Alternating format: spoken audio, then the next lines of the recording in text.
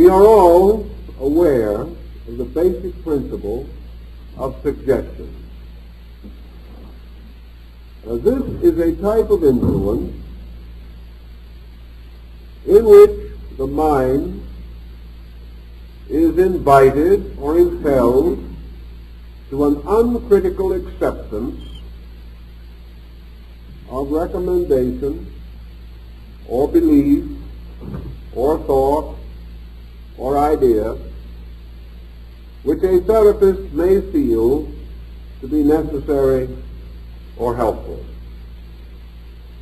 By uncritical, we mean that the suggestion is not met by an analytical reaction.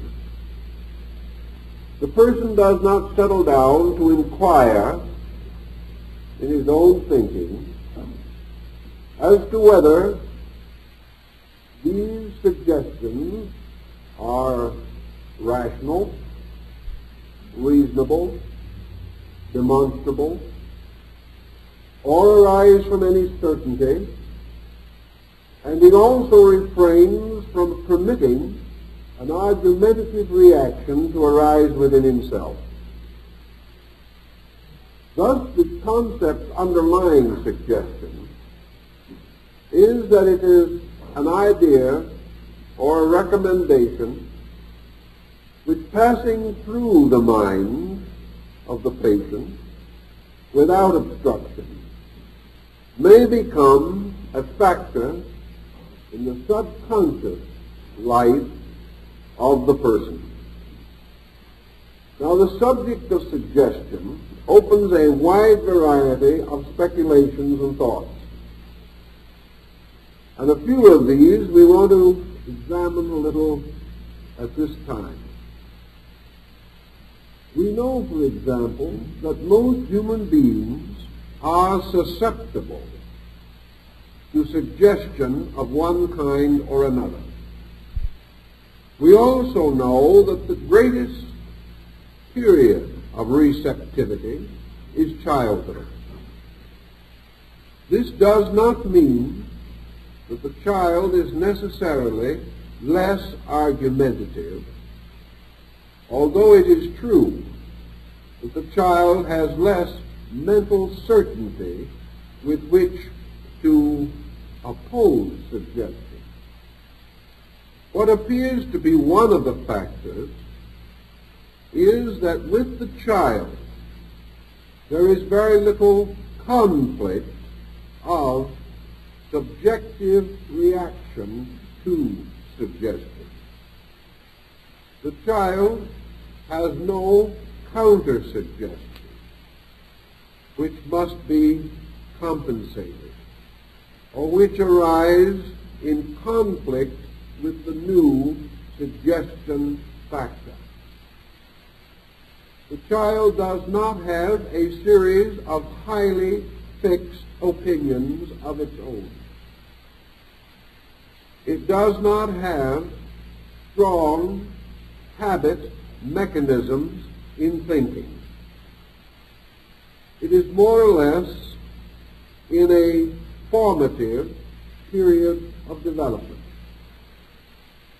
And for these reasons, suggestion is particularly vivid, powerful, and long-enduring.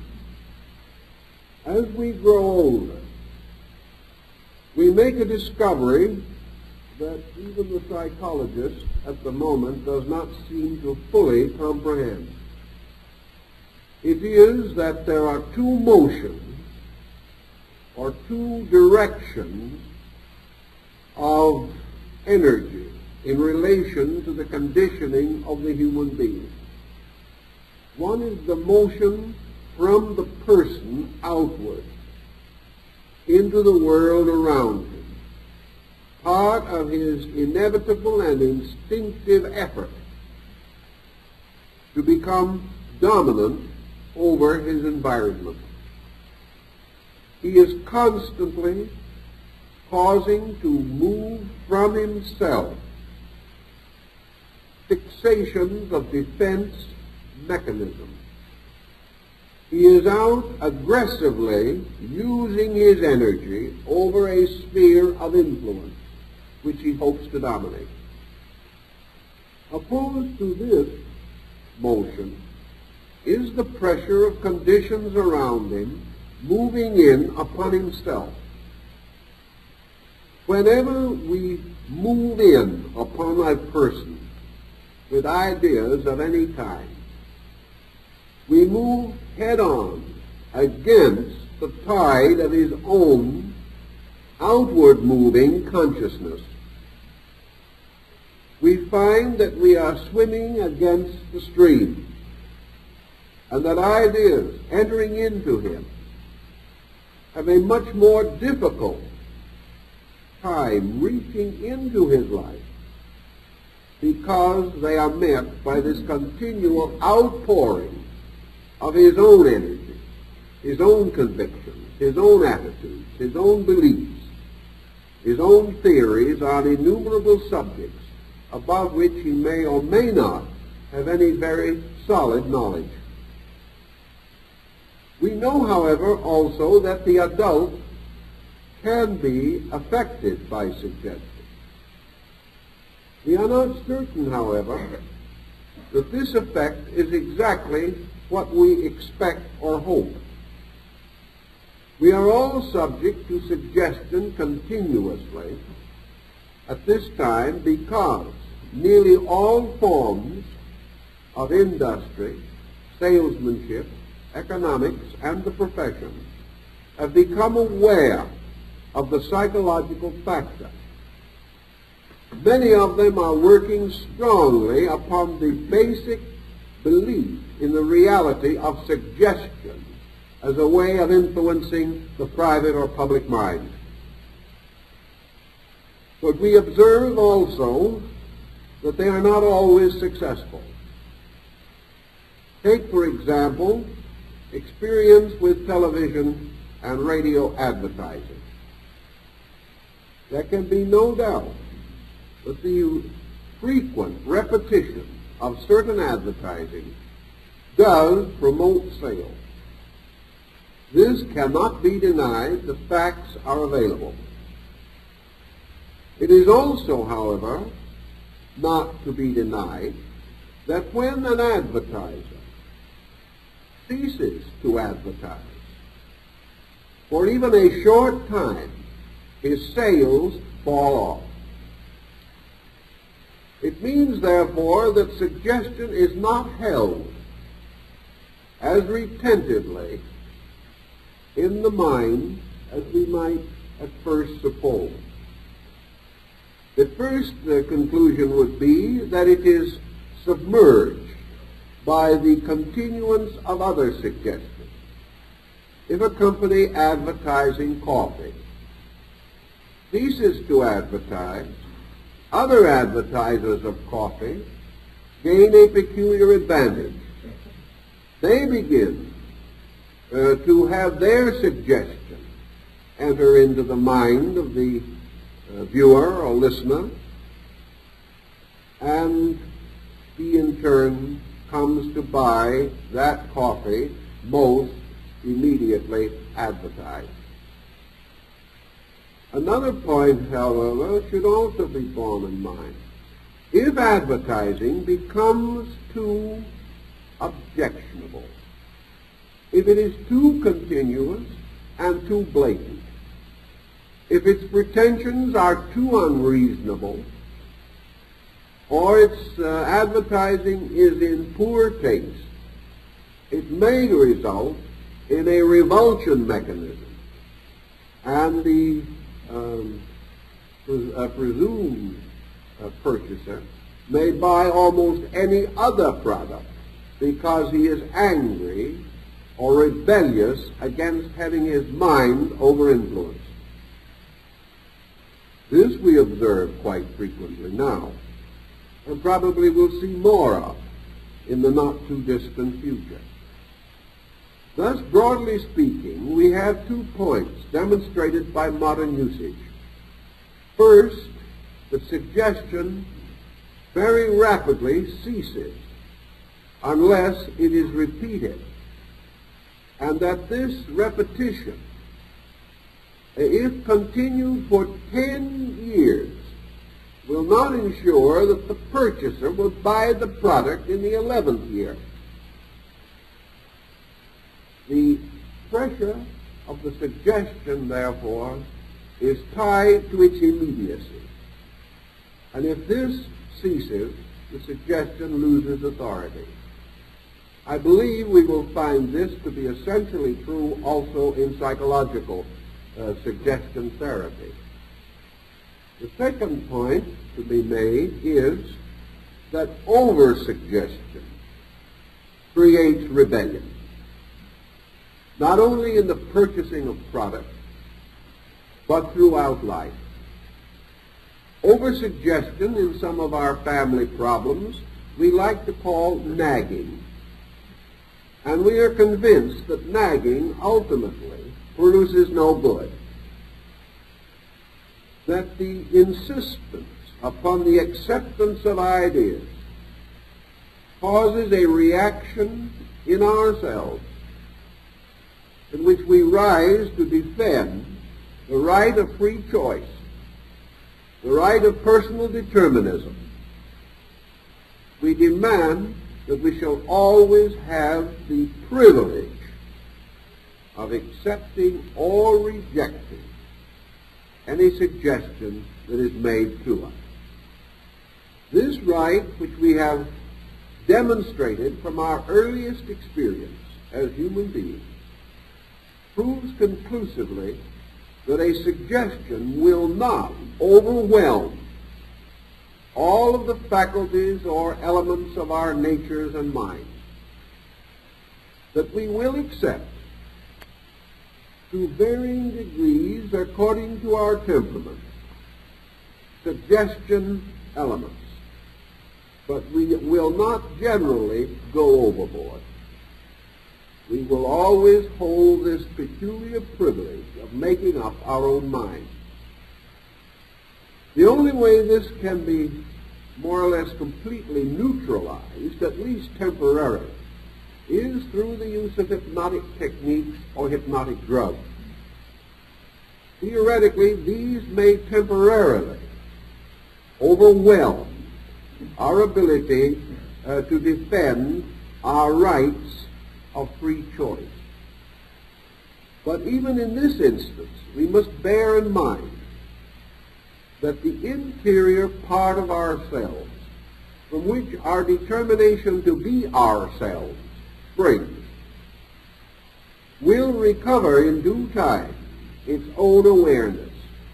And after the effect of the drug or the hypnosis has worn off, self-determinism will reassert itself.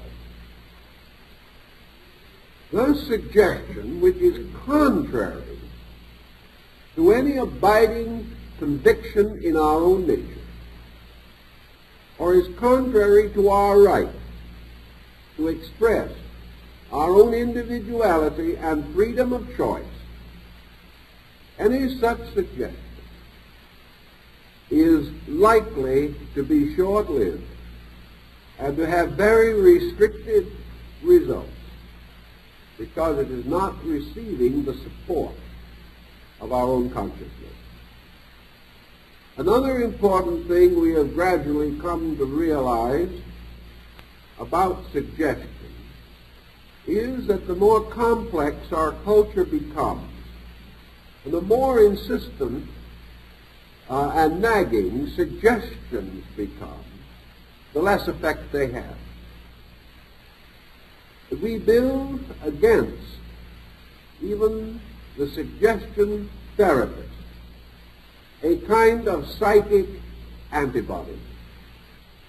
We find gradually that an immunity to suggestion arises within the patient.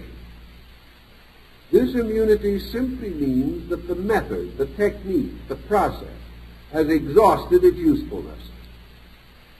And whereas temporarily the uncritical attitude can be held, and the patient can be kept in a certain state of acceptance, in time this passes. The physician is aware of this. The physician is aware, for example, that when he uses psychological technique, particularly in the various types of traditional or conservative therapy, that he creates a certain immediate result, which is not lasting. The old days of the bread pill perhaps are becoming less and less remembered by the living. But they were great days of therapy, when 2 cents worth of medication would do $100 worth of good. Today it is the reverse. We get very little real comfort out of a $20 prescription. Nearly always the doctor knows that the first remedies which he is able to provide will have more efficacy due to the fact that the patient is in a little more receptive mood. A person filled with hope, going to a physician well recommended, and receiving from this physician the assurance that his case can be successfully treated. This perhaps followed by a certain amount of practical therapy, receives a powerful suggestion. This suggestion may cause a rapid, almost miraculous improvement in the patient. But by degrees, this element of novelty, this acceptance without the critical mind, wears off. Symptoms come back, very slightly perhaps, but enough to disillusion the patient. And in 2 or 3 months, he establishes this immunity. And the power of the physician to help him on the level of psychology is comparatively lost. The same is true in advertising and in many patent medicines and in many famous cure-alls that have descended to us through time. The greatest and most important testimonials are by those who have had miraculous recoveries within the first 2 weeks. After 6 months, very few of these persons would write a testimonial. By that time, there are 9 other remedies in between. But just as surely as we can have all the symptoms described on the bottle by a certain negative suggestion, we also can in time find that these symptoms return. We can find that the claims of the remedy will offset the symptom for a while. Then gradually facts set in again. We're back to the same old trouble.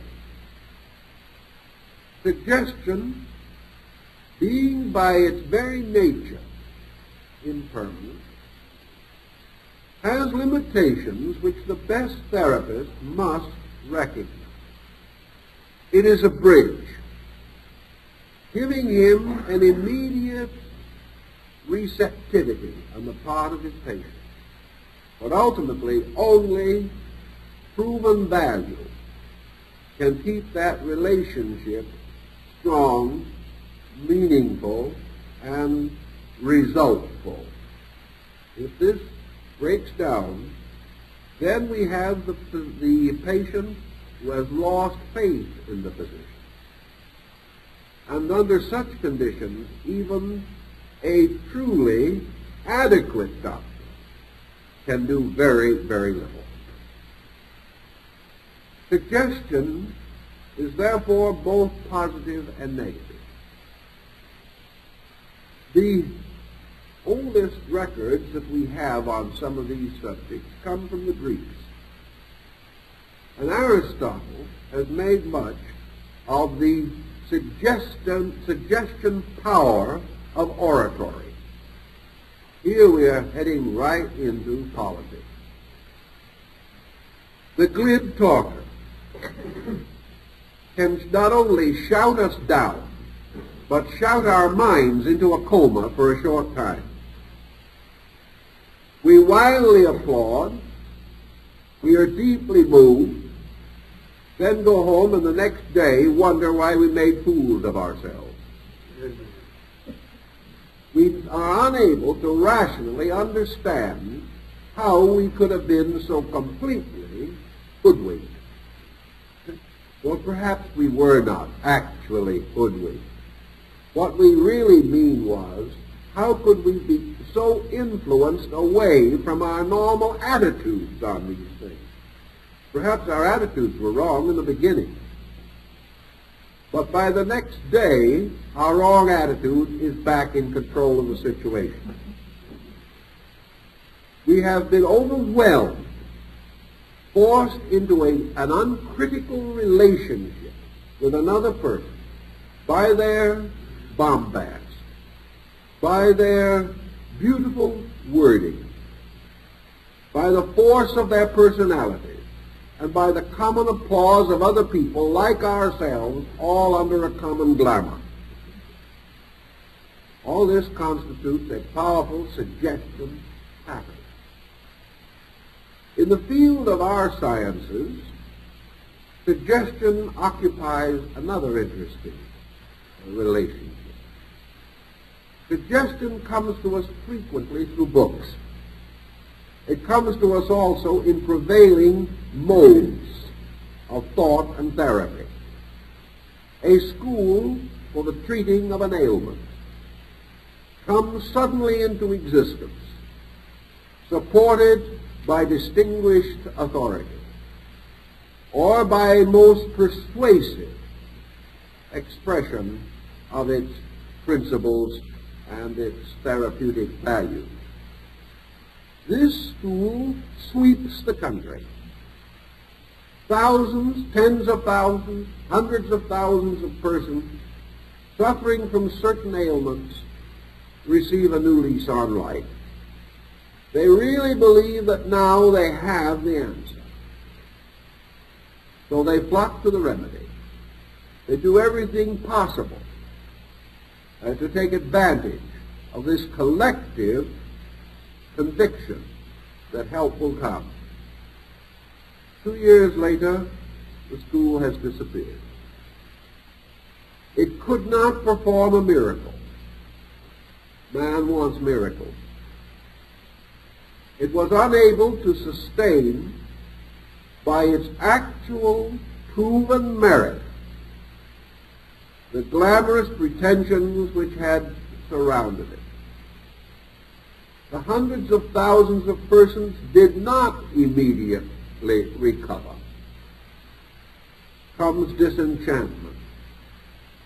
The school is now regarded as a fraud. Everyone believes they have been hoodwinked. All their hopes have come to nothing. Very likely the school was not a fraud. But expecting, as we do, miraculous circumstances, we felt them for a time, and they so exaggerated our hopes that disillusionment was more tragic than it would have been had our hopes been more moderate. So again, the suggestion can play an unpleasant and sometimes tragic trick upon us. Many years ago, there wandered about this country a number of spiritual healers, mostly of the evangelical nature. These persons were devout. Most of them were probably sincere. A few were undoubtedly merely theatrical. But a good many honestly believed that through prayer and through the laying on of hands or some other simple religious ritual, that they were able to be a channel for the healing power of God. They were so persuasive by their own conviction that they did convince many others. And at that time, the reports of miraculous cures were numerous. Most persons, however, never followed through on these reports. Had they followed through, they would have made two very interesting discoveries. They would have realized that certain persons did recover and remain well. Certain other persons appeared to recover, remained improved for a week, a month, 2 or 3 months, and then relapsed back again into the old condition. Why this distinct difference? The only answer lies within the individual himself. The degree to which the suggestion was actually, internally accepted. The degree to which the person, through his own believing, was able to remain uncritical and was able to continue the intensity of his faith. Again, among those who were improved, a further division into two groups has to be made. Suggestion has an area of usefulness beyond which normally it cannot extend itself. Suggestion is usually a mental, emotional process.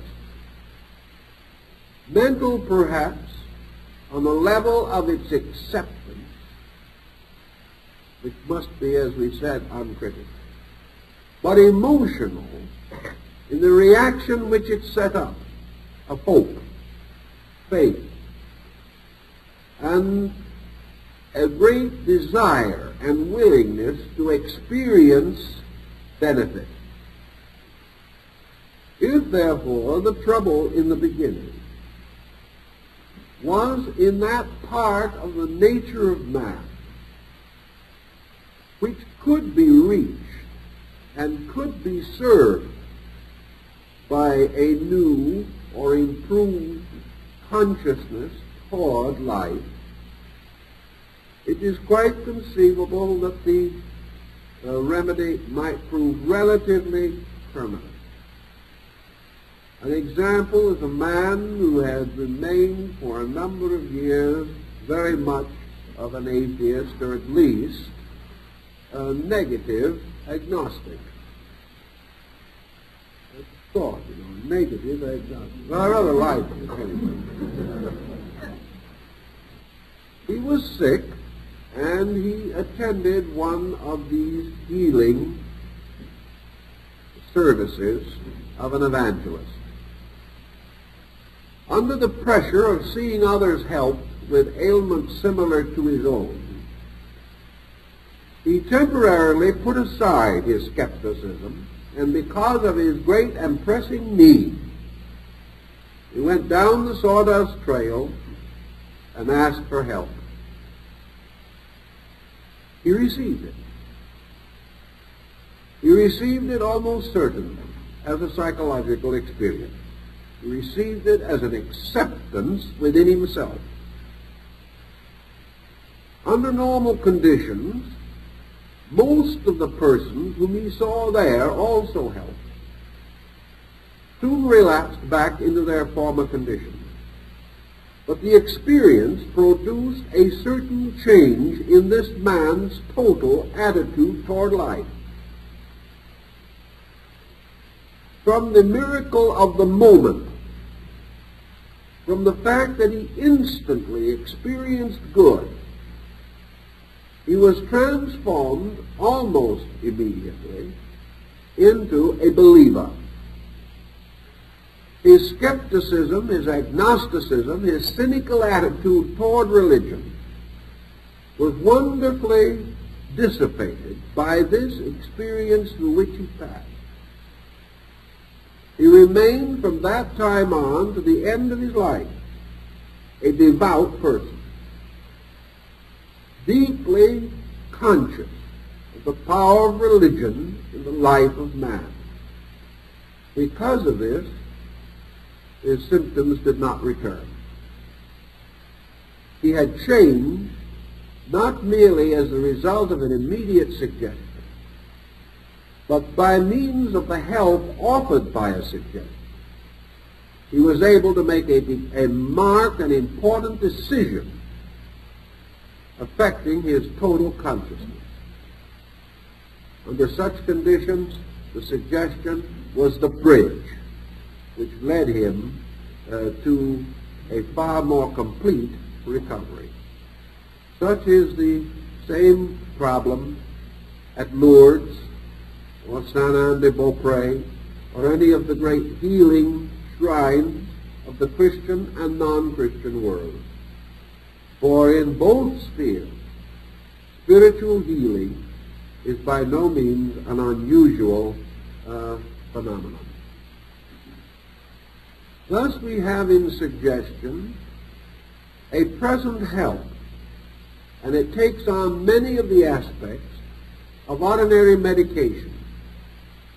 It is an optimistic physician indeed who affirms that his treatment cures the disease. Usually he is content if he can bring the body into a better state or a better condition to assert its own rules of health over the ailment. If, therefore, the physician can be an honest secretary of nature, if he can assist nature, he is content. Suggestion can also assist nature, but not if in its substance or essence it is contrary to nature. Suggestion then goes on into many fields of relative importance from a psychological standpoint, but we must cope with a number of these fields as we proceed to try to understand them better. A suggestion made by a person whom we do not respect will seldom have much influence. We must have some openness, and there are two ways in which openness comes. One, by respecting the source of the information, and the other is respecting the information itself. The power of Adolf Hitler to sway the German people was not, I think, because Germany universally respected or admired the man. Certainly that would be practically impossible, particularly for a country which had achieved the intellectual scientific level which Germany had attained. But Adolf Hitler was saying things that a great many Germans wanted to believe. And perhaps they did not want to believe them as excessively as he said them. But they certainly did realize or did accept that the things that he said conformed with their own feelings on a great many subjects. Let's take a homely example. If a very wise man comes and tells you that you are wrong, you may, through great respect for that man, be influenced or receive the suggestion to examine his remarks or even to accept his counsel. If a very foolish man comes and tells you that you are right, that man almost immediately rises in your estimation. You come to the conclusion that regardless of where he got the information, he is inspired. Thus we may react with openness of consciousness to the authority of the great or to good news, information which we desire to receive, which will support our prejudice or will give comfort to our opinion or will add something to our estimation of our own stature. In these ways, suggestions move in upon us and become powerful influences sometimes, even tragic ones, in the continuance of our affairs. History and experience tells us, however, that it is not common for us to find a person sufficiently, completely noble, completely acceptable, that we will remain indefinitely uncritical to his advice or to his recommendation. After a time, we become inevitably aware of the humanity in our fellow man. We observe that he does things which we do not approve of. We observe that he is not always successful. And we begin to suspect that we are under glamour, that this person's advice may not be as good as at first we believed it to be. And as our faith in the person is diminished, the usefulness of the faith in our lives crumbles and falls. From a very ancient time, therefore, powerful advice, suitable to change the course of life, to change the history of nations, to provide the most powerful inducements to the modification of character, such advice had to have an authority. And this authority came ultimately to be vested not in man, but in God. The only being that we could not sufficiently fathom to unveil. The only power so great that it could not crumble before the onsets of time and change. The only strength so absolute that it could not be exhausted or fatigued by occurrences was the divine strength itself. Also, God was about the only concept of a being which could be all-knowing, not only about life and the world, but also about us. God was the only principle, energy, power, or form of consciousness that we could not deceive, or which could be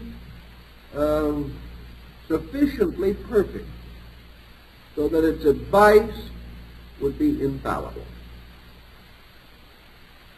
Thus, from the earliest time, religion has exercised the strongest collective suggestion power on man.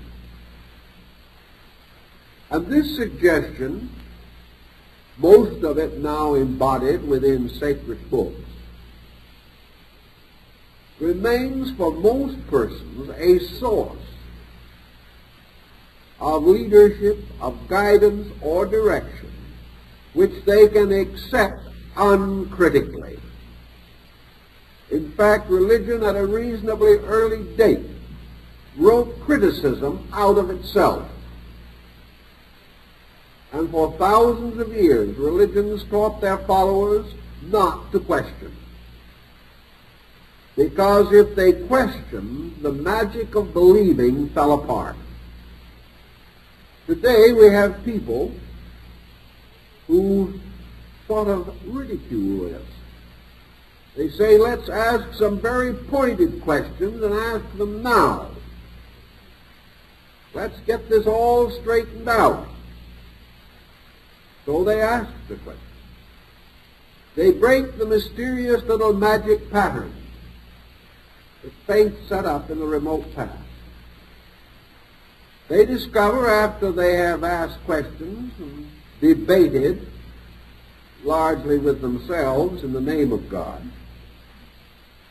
that they are not struck dead with a thunderbolt, that God does not avenge himself upon anyone who asks questions. So they go blissfully on their way, feeling that they have unveiled the infinite. But deity has had its own quiet revenge in its own quiet way. These persons have lost the strength of believing. Something has been taken out of them. A virtue has passed from them. And as a result of that, they are rewarded for their critical attitude by a whole group of psychological plagues which have arisen simply from the individual no longer having a non-critical relationship with life. He is much more interested now in proving that his own thoughts are right. So he has his own thoughts. He proves them to his own satisfaction, and perhaps the satisfaction of some other people. And then he gets sick immediately and goes to a psychologist. He has paid a very great price for a very little ego satisfaction. In addition to these great suggestions that have thundered from the Mount of Sinai, that have been found in the Sermon on the Mount, or set forth in the Tripitakas of Buddha, in addition to these tremendous suggestions that remain apart from life, often in conflict with our everyday experience, yet still too strong for us to resist internally. We have, in addition, the early records of certain sanctified persons, prophets, messiahs, teachers, come from God.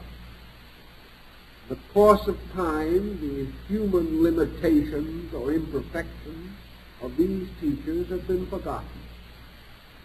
We no longer remember the simple, ordinary circumstances that must have played a large part in the lives of these teachers. We remember them only as haloed, mysterious God-men, whose words also ring down through time, for they spoke with the authority of God. And those were the days when the judges judged in Israel. And those were the days when the early Christian mystics communed with the apostles and the disciples and set up the foundations of their faith. It is very difficult for us to be uncritical with the simple, ordinary facts of life. But it is also very difficult for us to be rationally critical of a miracle. Between us and these persons are centuries of silence.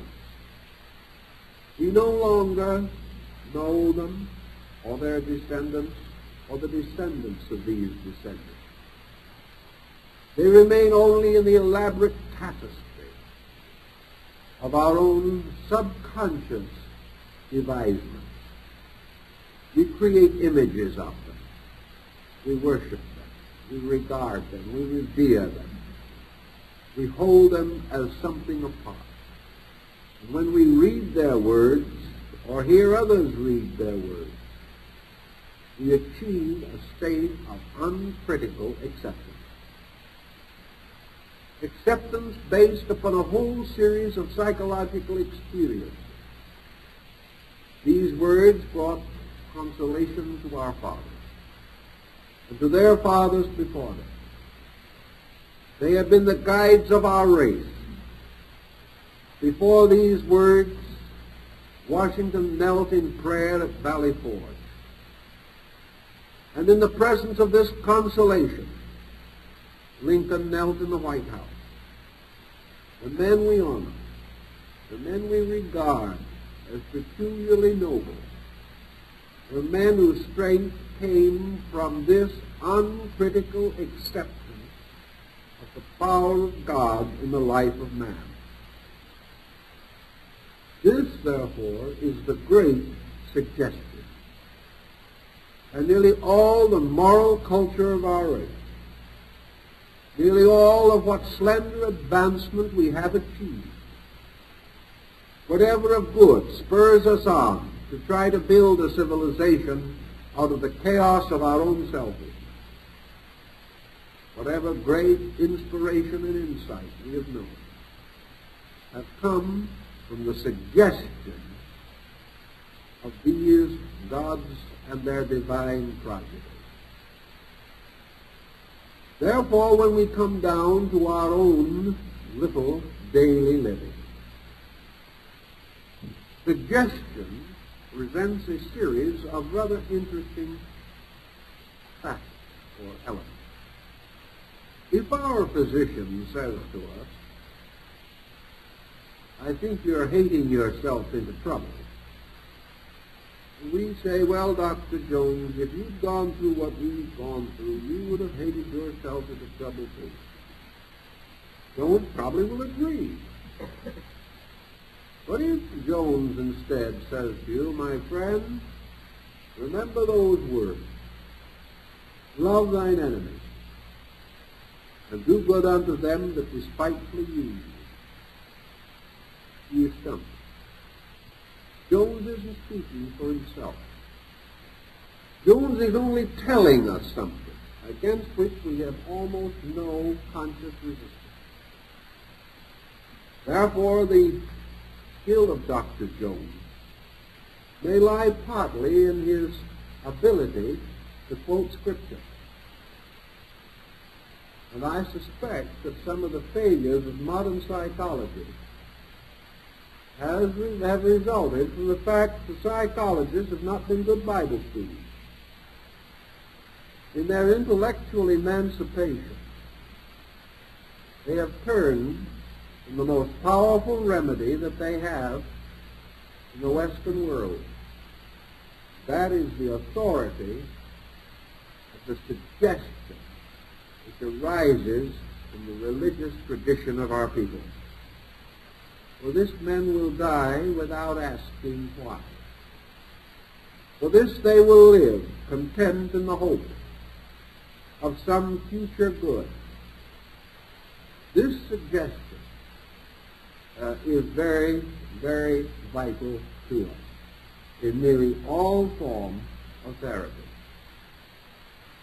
Now, the next suggestion that is very important to us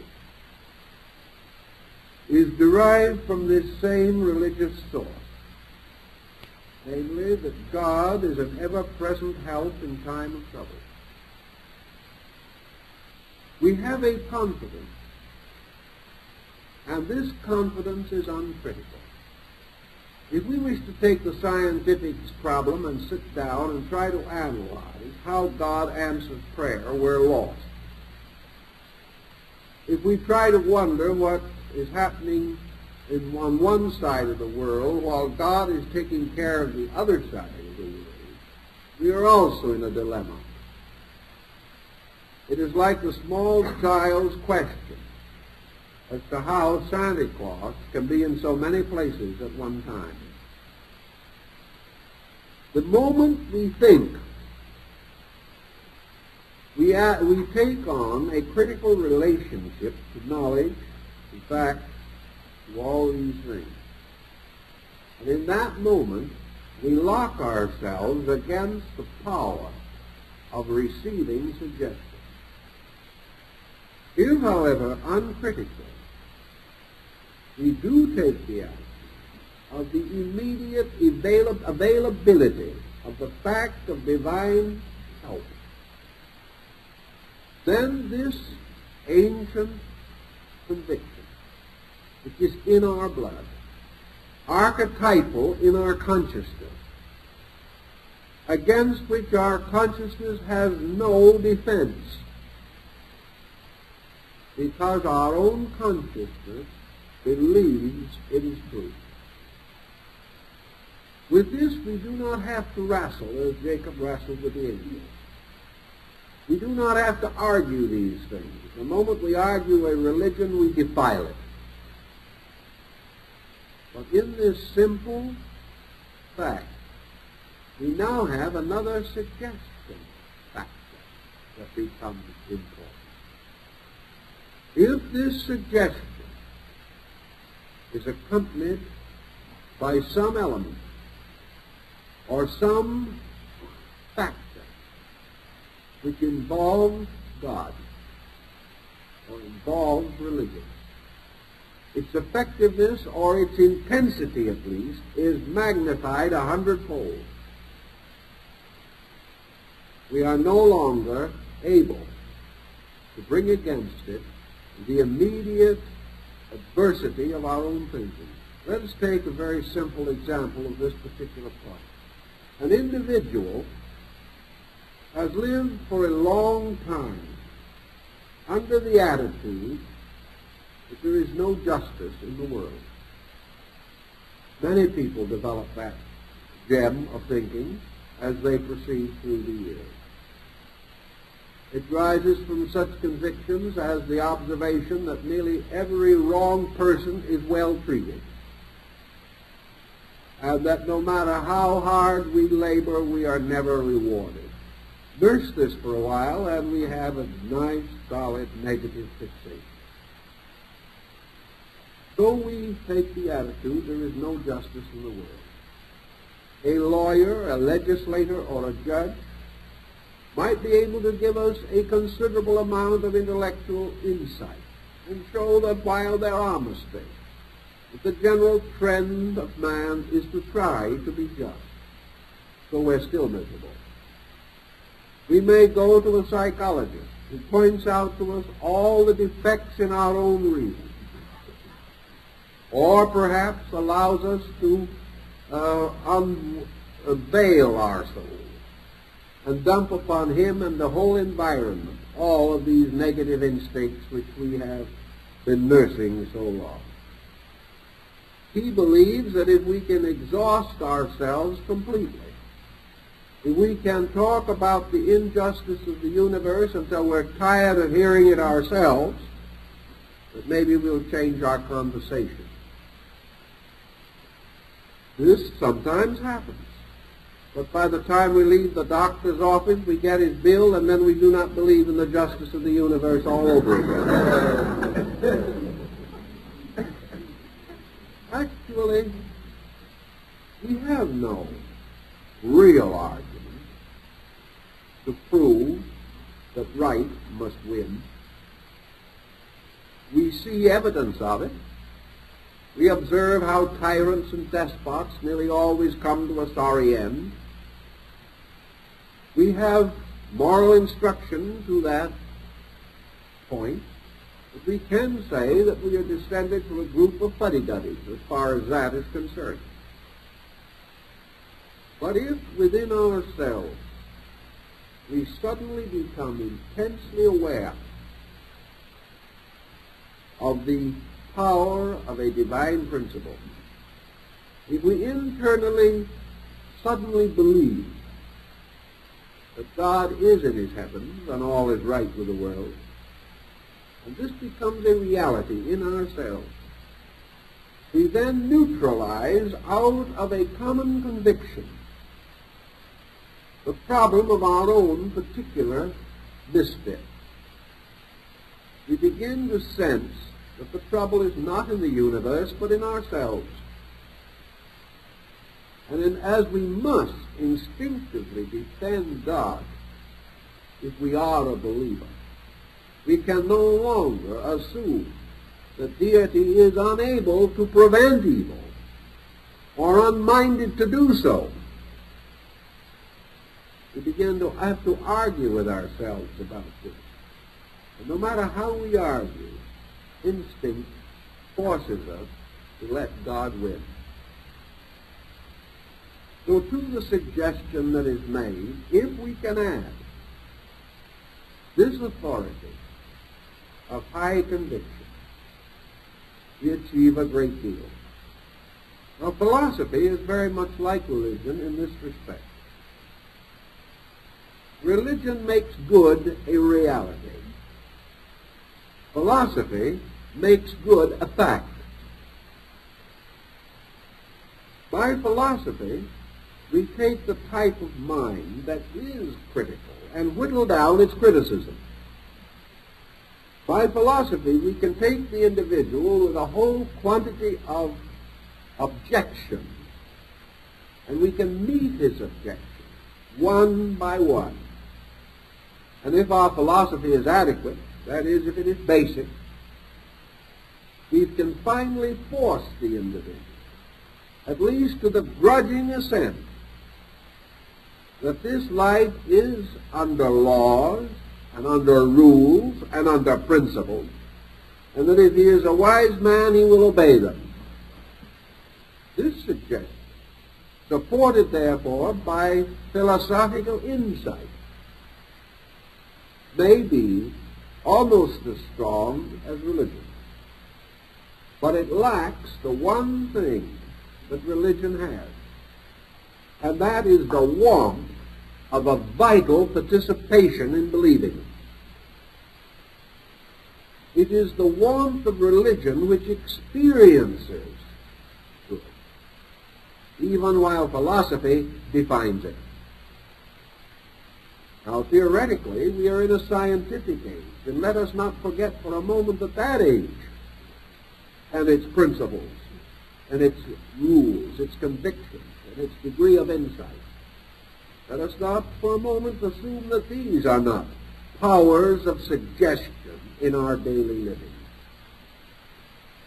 Ultimately, science undoubtedly will have to bestow powerful, positive suggestion upon the mind of man in order to prevent man from utterly befuddling himself with scientific knowledge.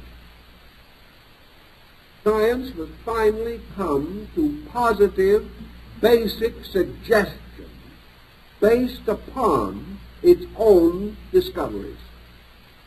And these suggestions must be therapeutically sound, or they will destroy man.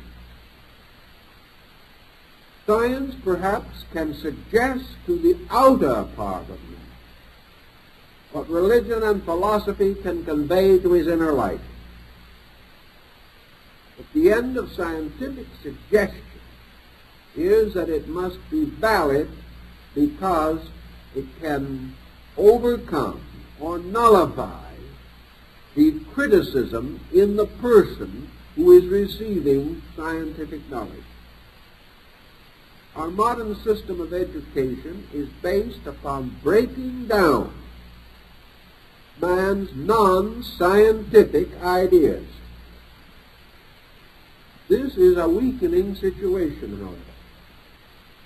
For actually, when we break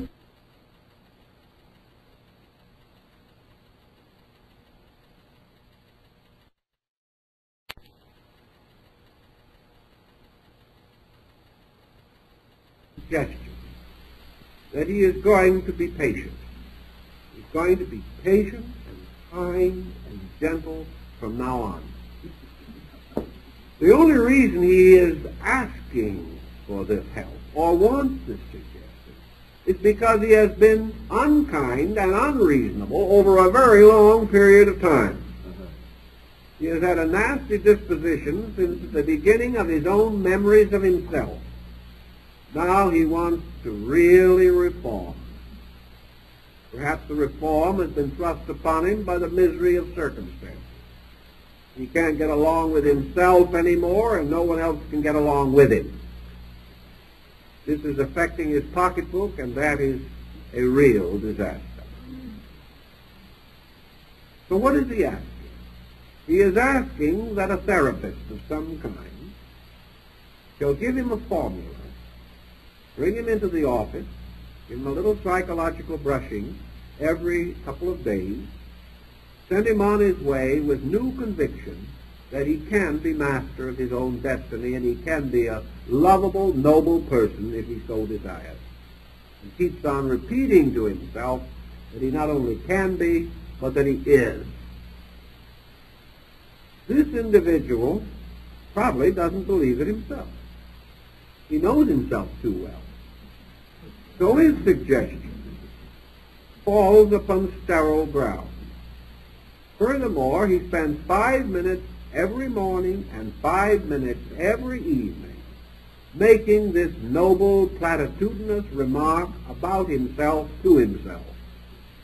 And the rest of the day is as cussed as ever. The timing factor here is a little difficult. Nature operates more or less honorably. If you want to take $1 out of the bank, you must put $1 in. If you want to change a habit from a bad habit to a good habit, you can practice the bad habit most of the time, and the good habit a small part of the time, and expect the good to neutralize the bad. You cannot repeat 50 times in rapid succession that you are getting better and better, and for the rest of your waking hours continue to get worse and worse. The suggestion is not as strong as the habit, is the point that we're trying to subtly convey. Actually, the only way that you can win a battle of this kind is to have the two armies of approximately equal strength. That may end in a draw. But you cannot overcome the habits of a lifetime or the intensities of the daily repetitions of these habits now by a few well-curled or turned phrases. You may gain a certain result, but it cannot achieve too much because there is too much negative static involved in the situation. As soon as autosuggestion, or even suggestion itself for that matter, because it is often so used, became a wee bit popular, and individuals believed that they had gotten hold of the great and divine magical mystery of the universe, they also attempted to use this suggestion concept in a variety of ways for which it was never intended. The individual began to believe that he could mentalize himself, not only out of misery into health, but out of poverty into prosperity. He began to honestly believe, with such degree of honesty as he could believe, that he had found a magic wand which could transform everything and anything by a fixed attitude of the mind and the repetition of a formula. This led to innumerable complications. It also led largely to the general discrediting of a large part of the field of suggestion and autosuggestion. It meant that we were in the presence of an excess, more or less a corruption of an idea. And that which was intended to change man was directed to changing other things instead of man. the individual began to take the attitude that if he was not getting along well in the world, that his suggestion could go so far as to make the world change and treat him better. It's a lot of suggestions. In fact, as far as changing the world, even the divine suggestion seems to operate slowly. Also, we gained a certain telepathic attitude towards suggestion and auto-suggestion. We believed that we could sit around and by holding various thoughts cause our neighbors to move out or our distant friends to move in.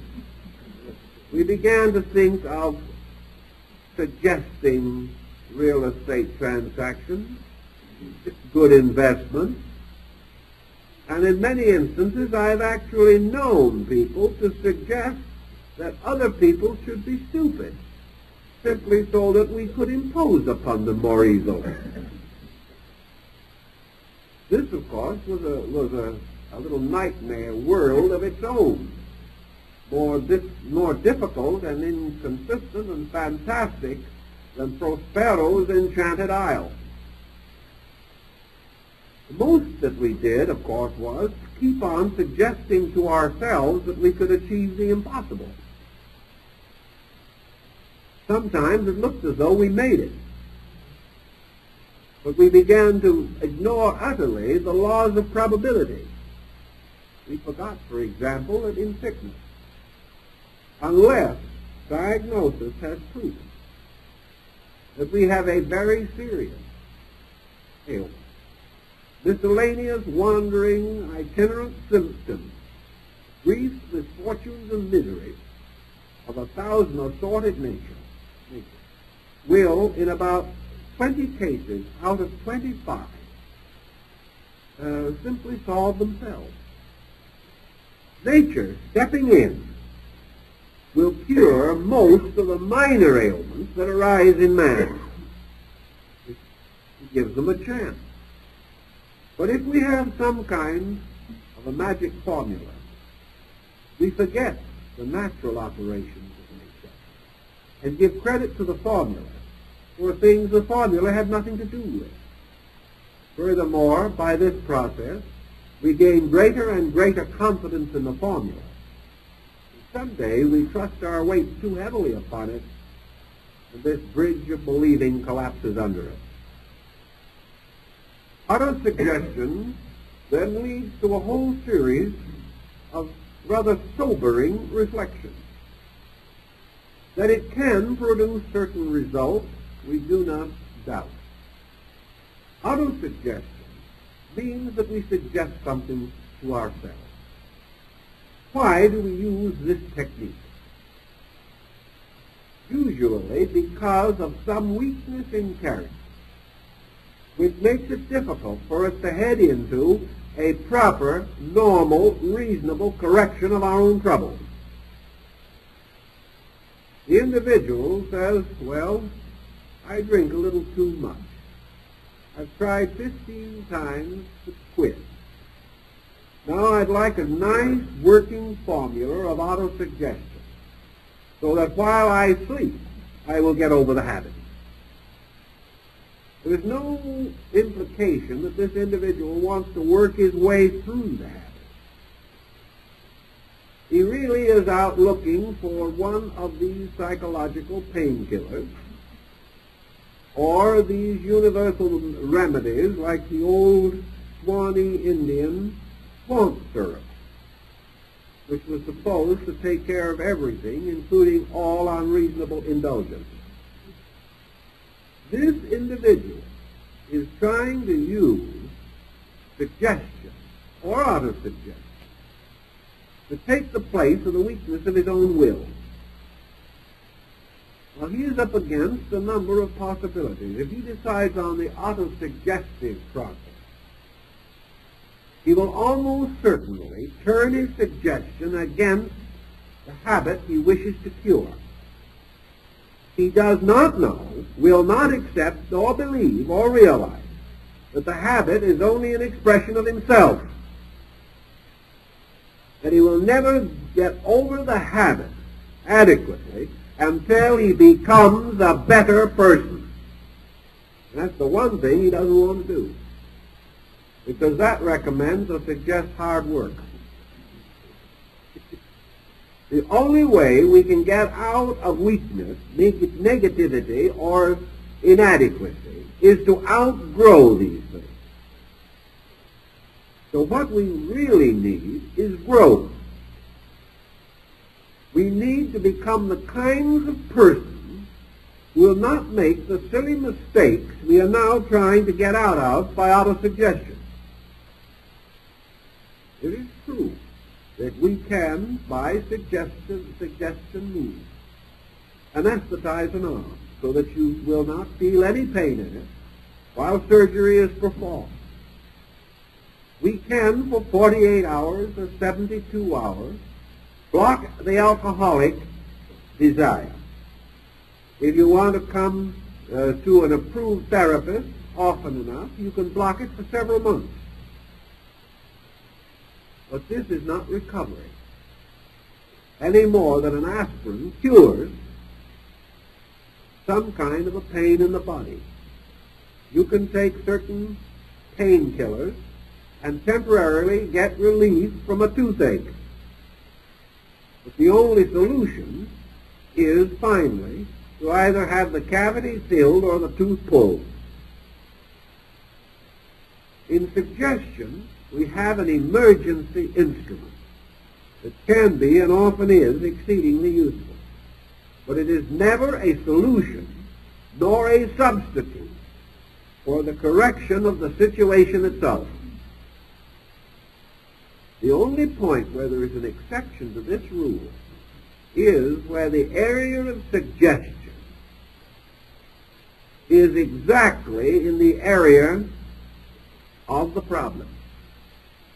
For instance, it is easier to help by suggestion a person who is involved in some complex or other situation for which the suggestion is the sole and total remedy.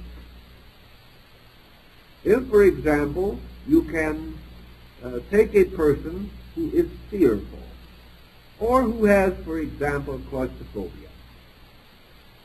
You take this person and you give him a powerful suggestion, or you help him to formulate an auto-suggestion that he can enter into a room, a small, dark room, and close the door and not be afraid. You probably can give him sufficient self-confidence, or by the magic of auto-suggestion, he can imagine himself into having a degree of confidence that he always possessed and didn't know it. He goes in, closes the door. After a little while, he comes out radiant. The problem is solved. And the chances are, as far as he is concerned, the problem is solved. He now knows that he can go into that room. He has done it. That was all the remedy that was required, was to experience that the room was not terrible or terrifying. Once having gained that experience, the matter is closed. Except what caused the claustrophobia. You've gotten rid of the symptoms. 6 months later, this individual may develop some other symptoms. He may suddenly become a rank, uncontrolled worrier. He might develop a temporary or even growing loss of hearing. He may become accident-prone and start falling over his own shadow. He may suddenly become extremely suspicious of his friends. He doesn't have claustrophobia anymore, but we've only treated an effect. The cause still remains. Suggestion and autosuggestion will not, in most instances, adequately treat causes.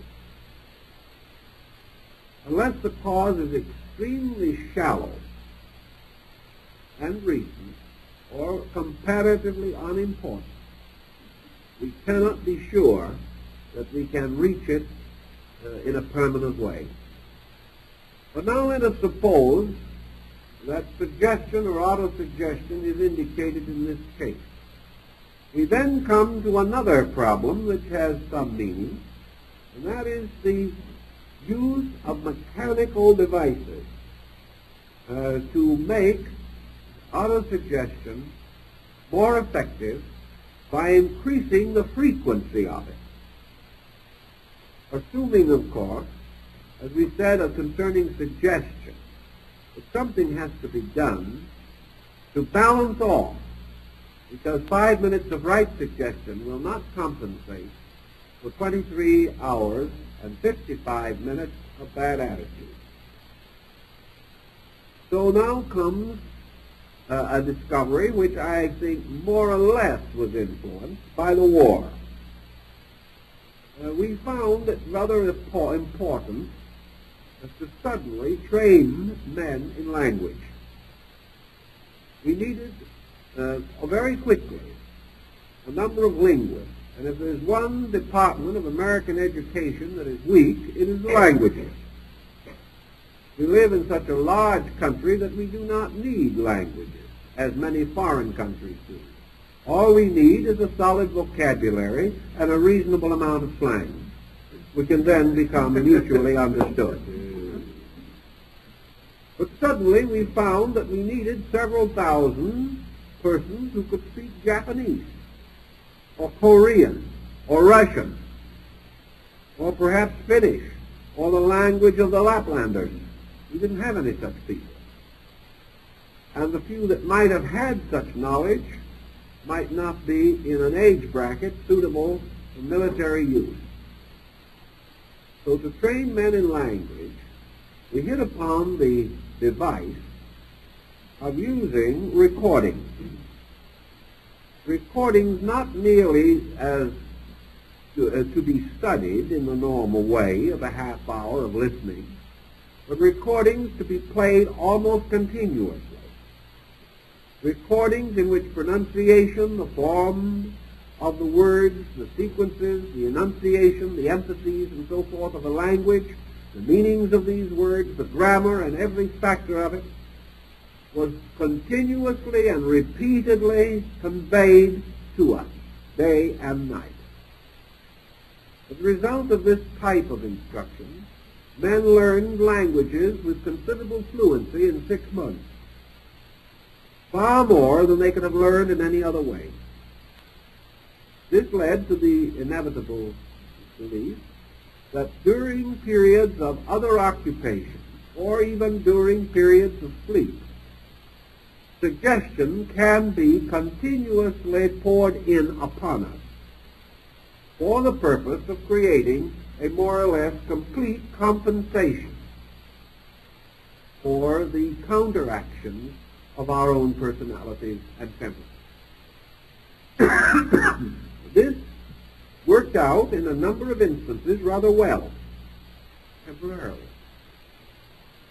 But it did not work over a long period of time. Actually, this suggestion, moving in upon the person, did not have the validity in his own experience. He was asked to accept suggestions that could be used in the case of language, because all it had to do was reach his memory and the retentive areas. And the suggestion can be held in that way.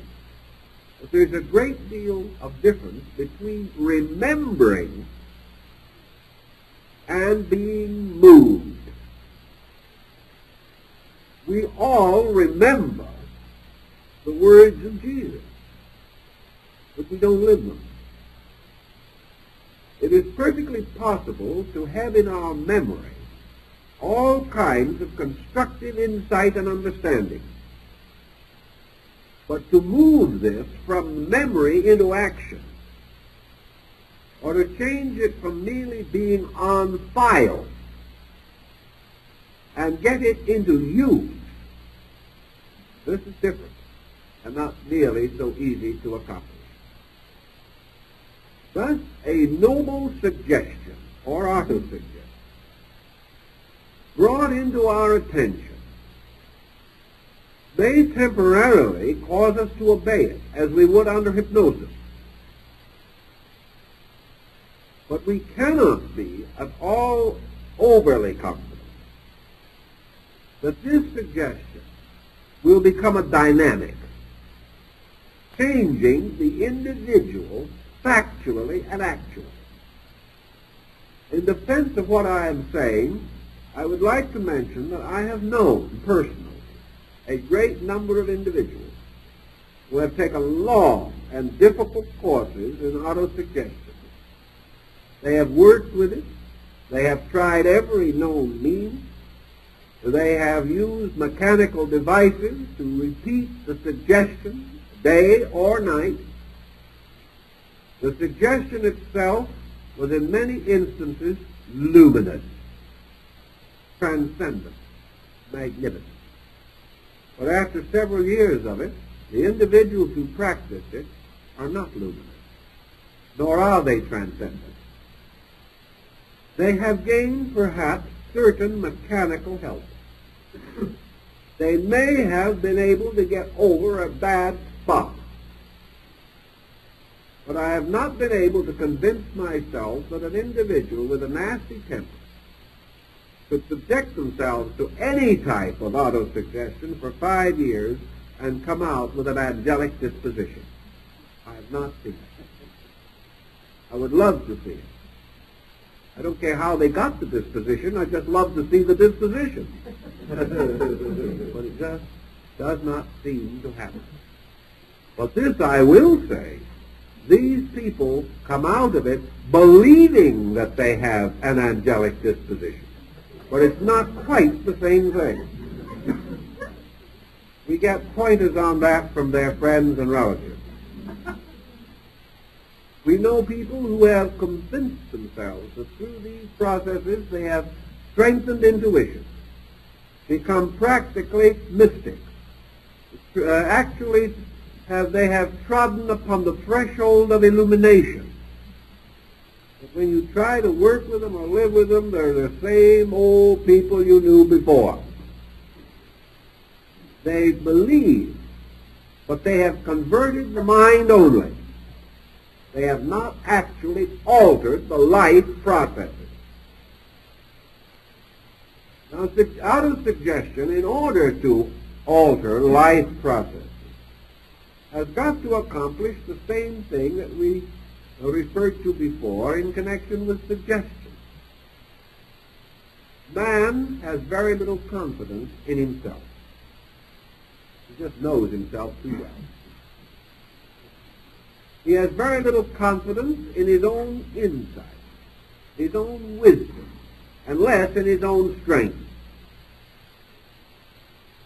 Unless he is an egotist, when he will not even seek self-improvement, he is weak. So he will create a suggestion, and he will repeat it. But even as he repeats it, he will not believe it. He may hope, but he remains in a state of peculiar breathless expectancy. The only way that he could finally convert himself is by a miracle. If he held some suggestion or autosuggestion for a few hours, and a miraculous event occurred, he might then have greater courage. He might go on more industriously. But this is not the common pattern of things.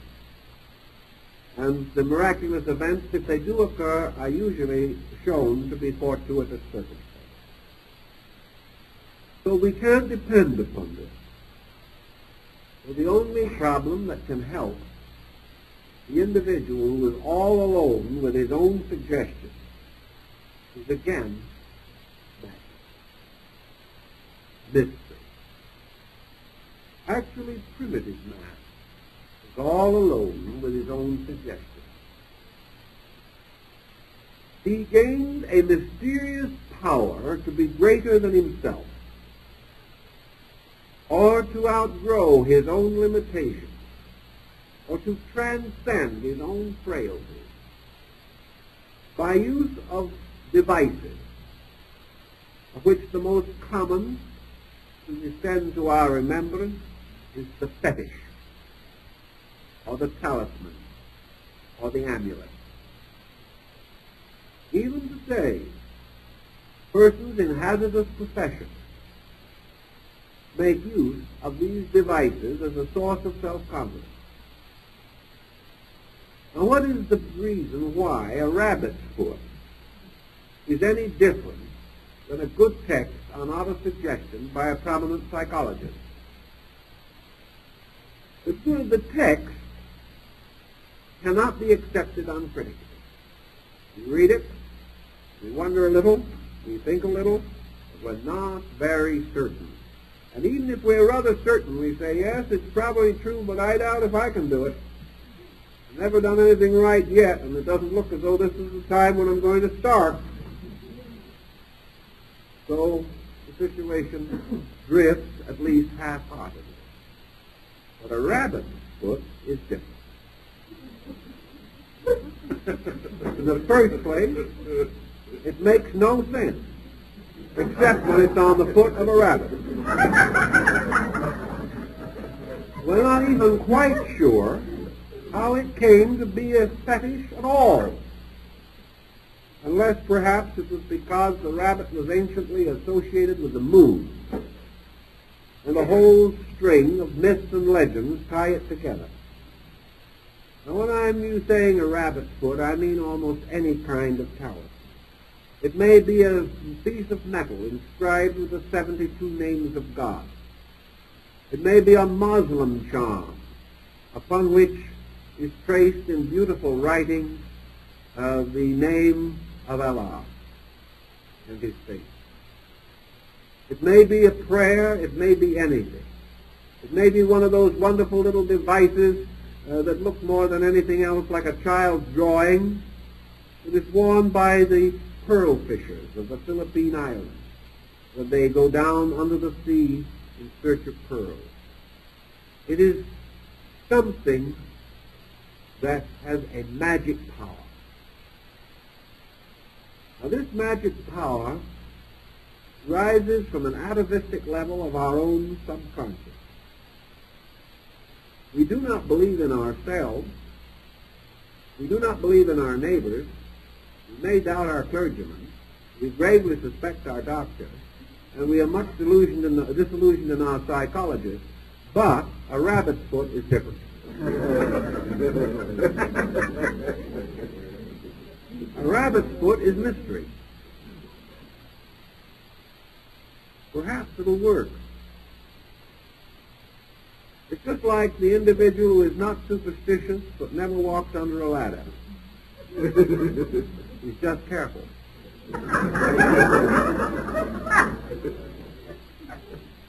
The moment you think about this, you realize that the rabbit's foot to the average person is a kind of demoralizing factor. It takes away most of the common sense. Therefore, when the time comes for us to make an affirmation, or to try to suggest ourselves into something, or to achieve an autosuggestive intensity, it might be different if we make this statement, if we say these words, if we hold this thought with all our strength, at the same time take a tight hold on a rabbit's foot. The Chinese say that if one religion is good, two are better.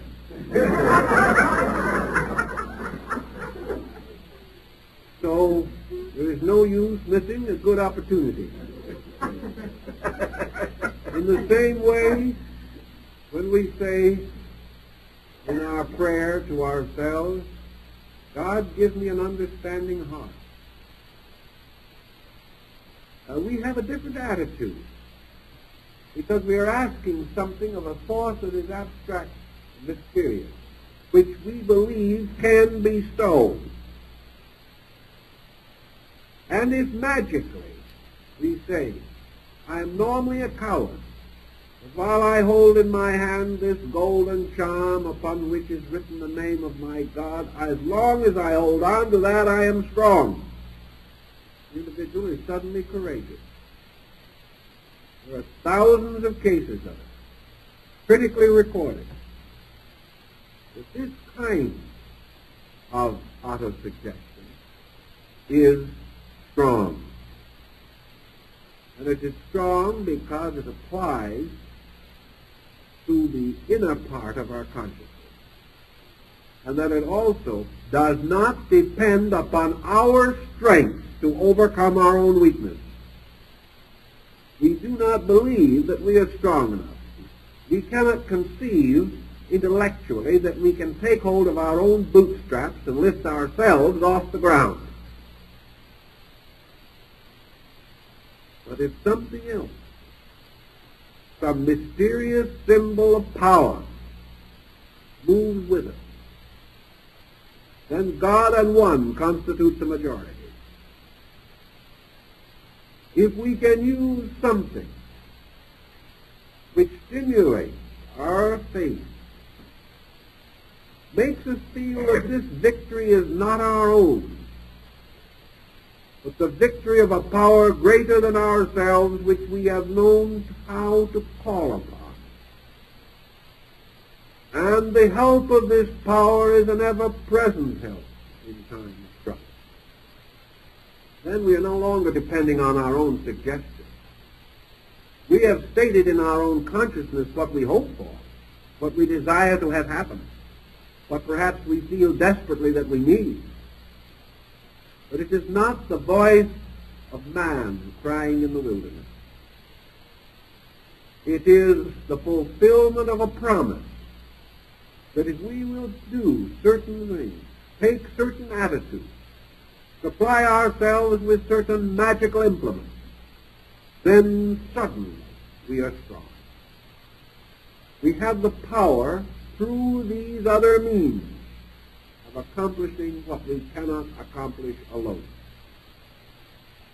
This shifts our source of strength to an abstraction which cannot be unseated, which cannot be overthrown by event or condition. This abstraction gives us the courage. It is again and again this which comes back to us in the prayer formulas.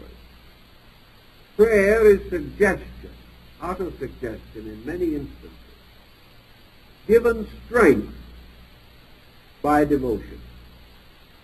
Prayer is therefore the individual opening himself uncritically to universal good.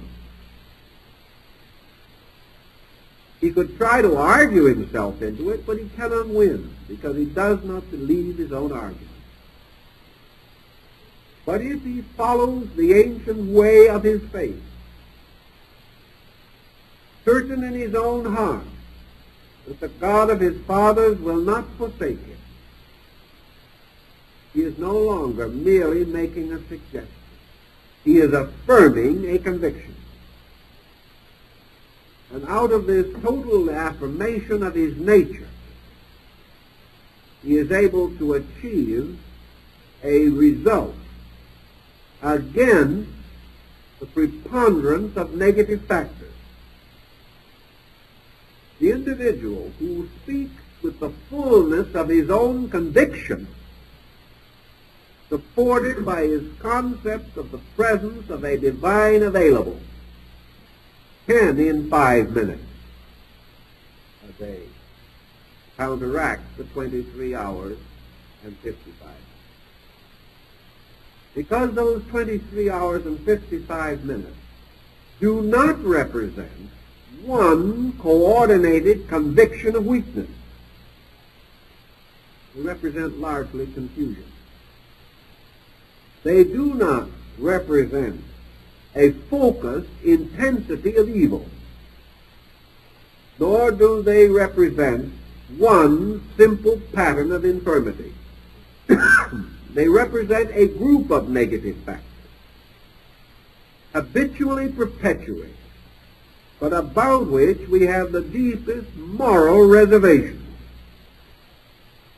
The average person who is wrong knows it, particularly on the levels of ethics, or on the level of internal motivation, or on the basis of principle. He is wrong, he knows it, but he is too weak to do anything else.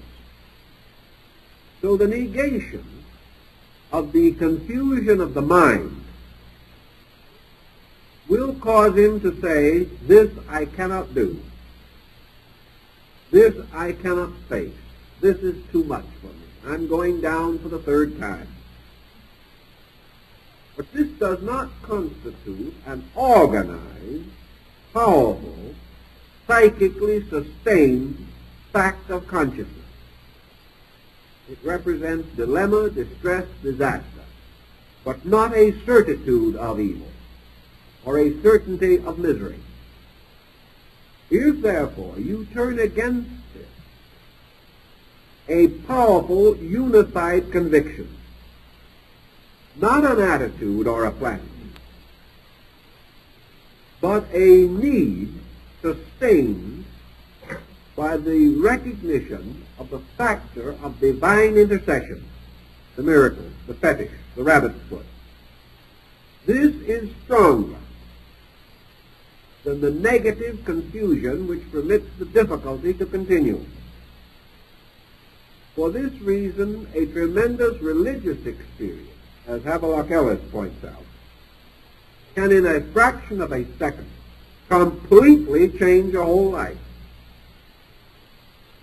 So we have, against the extensity of a pressure, the intensity of a compensating pressure. In nature, these two values must be equal to produce the neutralizing of a condition. If a situation takes 10 years to get into, it does not necessarily take 10 years to get out of. But you must use as much energy to get out as you use to get in. If, however, you concentrate your energy on the problem of recovery, you can create a tremendous catharsis very rapidly, in which you achieve the full emotional energy equivalent of a long enduring negative habit. You achieve it and neutralize this habit far more rapidly than you acquired it. Not because you have found an easy way out, but because you have found a more efficient way to solve the problem. Efficiency in this case being merely directness, the victory of a consciousness or a principle over a condition. If then in either suggestion or auto-suggestion we use merely formulas, or we try to hold attitudes that are strange to us, even though we want them, it is my opinion that our labors will be, for the most part, fruitless, except in the same way and to the same degree that we might seek temporary remedy in an extremity by the use of some drug which will not cure, but may make better treatment possible under more fortunate circumstances. If, however, by suggestion and auto-suggestion, we mean the intensification of value by which we are capable of basically changing our own relationship with life, this means that we must have available an emotional quotient. We must not affirm or suggest. We must experience. We must know the fact of this upon our own skin. We must live through the condition and know that it is so. And to achieve this greater insight, this greater degree of insight, we must move the internal part of our lives. We cannot keep on tossing these suggestions into the deep well of our own unconscious. We have got to move from the unconscious. We've got to stir out of this mysterious cave in which, like Thaphna, we have been sleeping. We have got to accept the challenge of internal change, the correction of a problem through the attainment of an insight which is superior to that problem. Because a problem only exists because our knowledge is inferior to our need. The platitude is not a substitute for knowledge, neither is an affirmation or a suggestion.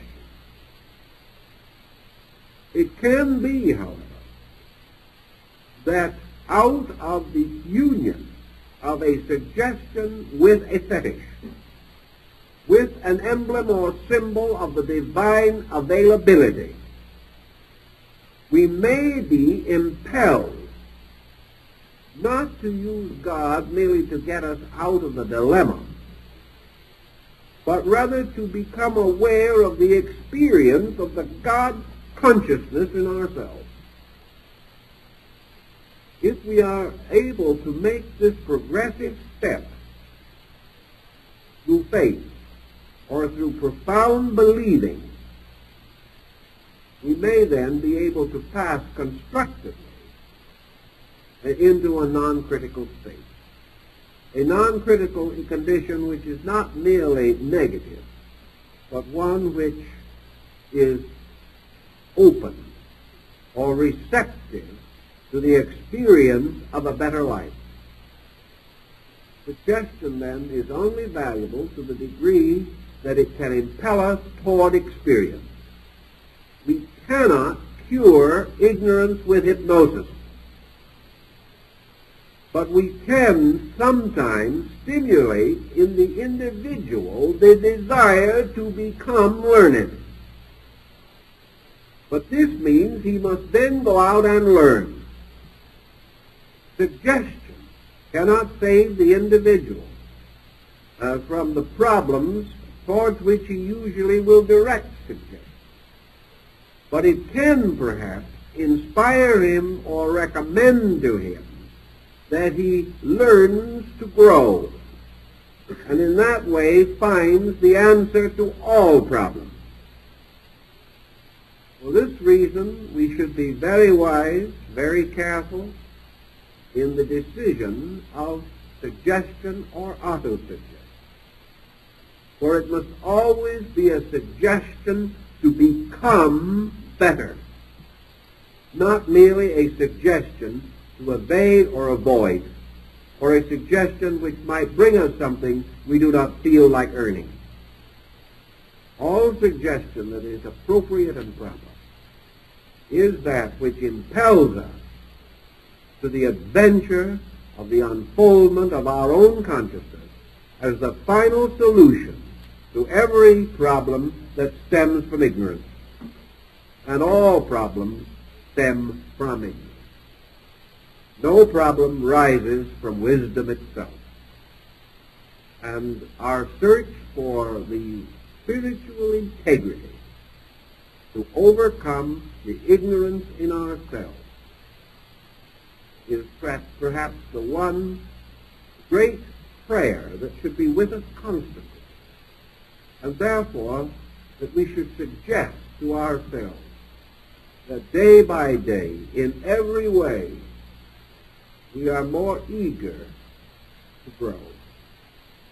And that, wonderfully enough, will also take care of most of the aches and pains, because most of them arise simply from the individual in the presence of the invitation to grow and lacking the ability or the inclination to accept the invitation.